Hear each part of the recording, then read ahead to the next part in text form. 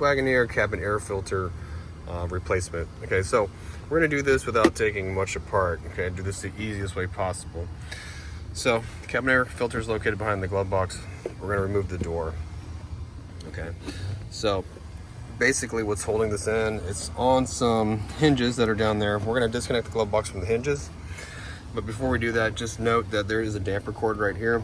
We're gonna not take this apart because we don't want to put it back, and we don't want to break this. Okay, you can disconnect it right here by pulling down on it and disconnect it, but we don't want to do that. What we're gonna do is we're gonna grab the glove box here and we're gonna disconnect it from the hinge on both sides.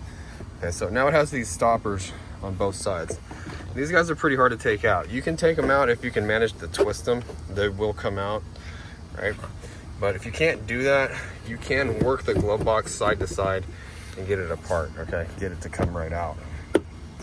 Okay, you just gotta be really careful not to break them, all right? So I'm gonna need 2 hands to do that, so I'm gonna have to stop the video and come back. If you kind of lift the glove box off and make sure it's off the hinge, you can work it out, okay? And just pull this down like this and leave it down here like that, okay? And that's gonna be the easiest way to do this. But if you look at the way this is made, yeah, you can turn it and unclip it and it'll fall through.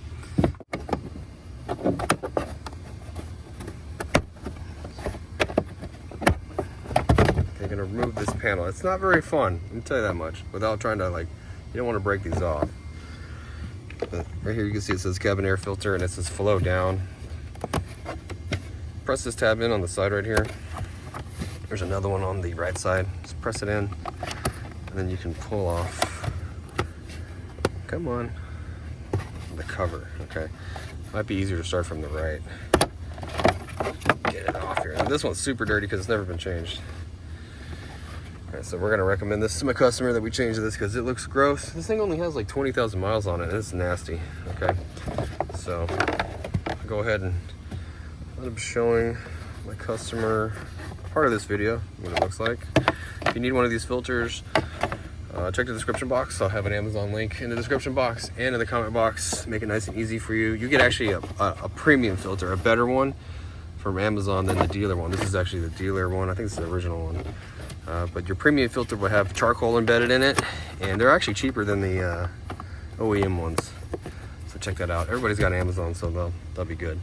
You just replace it like that. And on the filters, they'll be written on the aftermarket ones, airflow. Just make sure the arrows are pointing down. And get this guy here and snap this cover back in. Just kind of a pain in the butt, but you can get it.